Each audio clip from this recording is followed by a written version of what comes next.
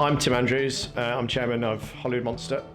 Hollywood Monster is a signage and graphics business based in Birmingham, supplying graphics and signage right across into Europe for all sorts of different sectors: live events, retail, food, hospitality, property development. We started in 1991. Me and my father started the business. Unfortunately, my father's no longer here, so it's still a family-owned business, but I'm carrying the baton for him. And as I say, I'm the chairman of the business, and we're a £10 million business, or fast approaching £10 million turnover.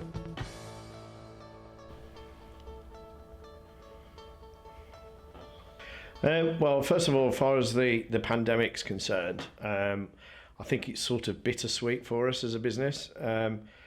Back in March, because of our exposure to the events industry, I think it was pretty much the first industry that was affected. I remember second week in March, we had all our events. There was 245 events, I think it was, that were cancelled, which basically was London, Birmingham, Italy, France, Spain, and they were literally just pulled overnight. And we were obviously we were just rabbit in the headlights. It was just didn't know what was going to happen. We're a business that carries £235,000 salary overheads each month, and when your work literally goes to zero, or pretty much, there's no leader that can lead from the front and be positive, but 6 weeks on from that March, then obviously social distancing signage became a thing. And of course, in any not necessarily pandemic, but any recession, there's always opportunities. And of course, it's how you react to them and pivot to them and sort of sniff them out, really, as opportunities. And of course, people kept asking them for us, and the sneeze screens as well. So between the checkouts in Sainsbury's, the sneeze screens, and actually so we went from April turning over £125,000, which is about £700,000 less than what we'd normally do. But then in June, we hit £1 million just by doing social stickers for floors and the sneeze screen. So you can imagine, it's a massive turnaround. But comes with that, not only obviously the joy for the turnover, but of course, getting your people back into the factory off the furlough scheme. The furlough scheme for us was a lifesaver. And one of the things, many people have criticised the government for the pandemic, but one thing I would say, the way the government has supported business through the pandemic, albeit I think sometimes a little too slow. I think, without doubt, what Rishi Sunak has done has kept our business alive, for another day, and it sort of gave us hope, for a good, strong future. I think the reason why I started campaigning for the events industry was purely and quite simply, everybody keeps talking about the hospitality industry struggling. Now, there's no other industry quite like the events industry where we were the very first to get affected, and we still haven't opened yet. Now, my business supplies, it's basically worth about 50% of our business to the events industry. As I said, in the last recession, we sort of targeted the events industry as being one of our, a big growth area for us, and it's certainly an expanding market. And so we really focused on that to stop us really focusing on just one or two sectors. And blow me, in this pandemic, we've been affected quite badly. Thankfully, as a business, we've got other sectors that we supply to. But for the events industry, what we felt is that the government just wasn't listening to their plight. And I've got lots of friends, lots of business colleagues, customers in that industry and that sector. And quite often they're very small businesses, and they're quite often their own, 1, 2, 3 man bands as well. The people that supply into it, they've not been helped the government through because they pay themselves through the dividend route. They're not getting paid because they've got not many people furloughed. They're not getting the grants, and they're just absolutely helpless. And that has a knock-on effect to our business. Because we've got, potentially quite a big bad debt book. I think it's really important that that their plight was brought to attention, really. And we had the BBC and ITV, Andy Street as well, the West Midlands Mayor, give our support and has taken the case to the government. And as we have found out yesterday, that they have been helped. So hopefully, we've played a part in that. But of course, there's been lots of organisations and groups, business groups that have been trying to promote their plight. So it's not just us, but thankfully they have been helped. So what can the government do going forward, or what good should the government do going forward? I believe there's a few things where, and I don't like to use the word unprecedented because it's used all the time. But this government has not been in this place before, and nor have we. But I think clear information is really important.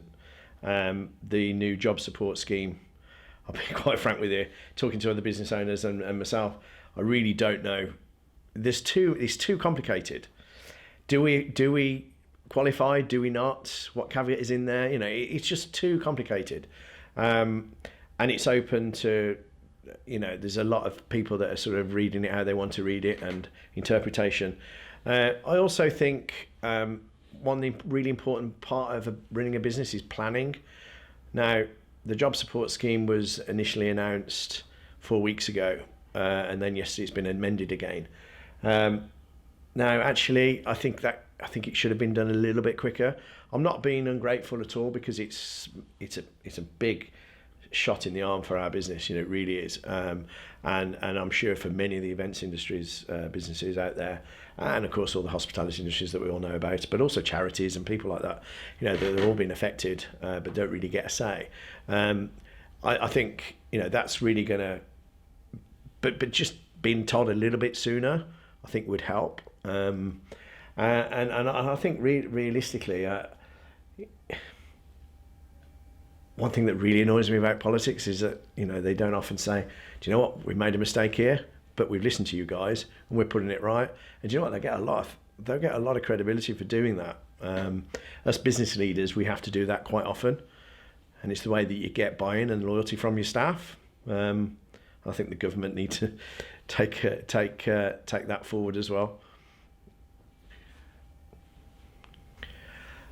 How did I manage the crisis? I think one thing's for certain: you can't learn it in university, you can't learn it in school. I think listening to other business leaders, I've always took the approach where I'm always listening to other people, and rather than becoming too opinionated, I like to listen to what other people and then take a balanced view. Listening to my staff, my other board directors, there was a lot of consultation. Everything. I mean, Zoom was a new word, isn't it? Zoom calls every day, but actually, without being too soppy, but actually having a good woman behind you as well, I think is really important. My girlfriend gave me a lot of support, because there were days where I just didn't want to get out of bed, but I had to, and you can't. I said earlier on in the interview, rabbits in headlights, and it was very much like that, and the mental health and the pressure of everyone's livelihoods, people who you've known for many, many years, and not just them, but their wives, their family, they've all got mortgages to pay. You do take that weight on your shoulder, and I'm a very proud guy. And this is it's not something you can control. It was very dark days, but I had to get out of bed every single morning and try and lead from the front and actually put a brave face on. But I kept, the day actually Rishi Sunak came out with the furlough scheme, a word that I'd never ever heard of. I think we're probably all in the same boat. I think it's an American term. And, that day I actually cried watching the TV. That's what a relief it was.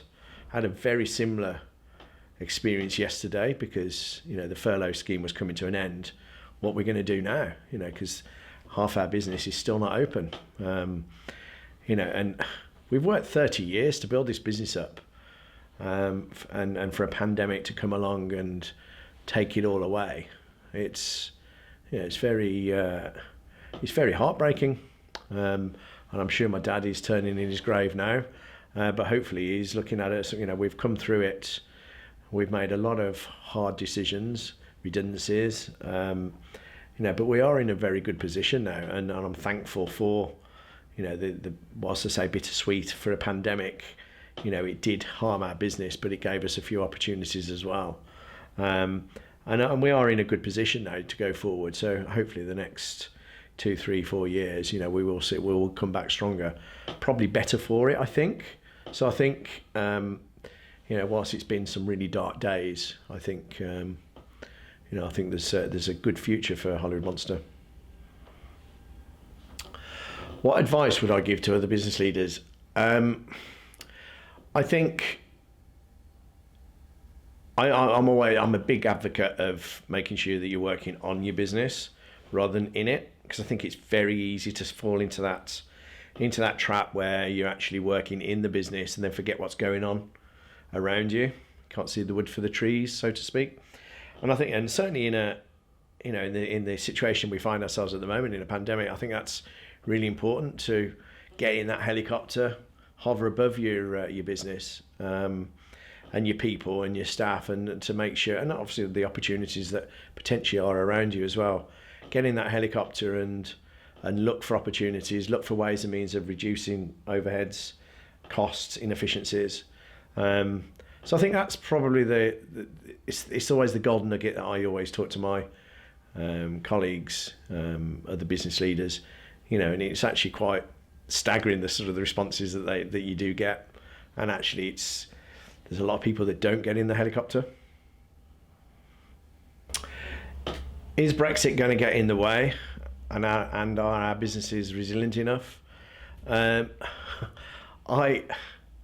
forgot even Brexit existed. I think there's two things here. I think Brexit, it's been a media hyped up subject, hasn't it? Yes, it will affect some businesses. Will it affect mine? I don't think so. Yes, it will affect me going on holiday.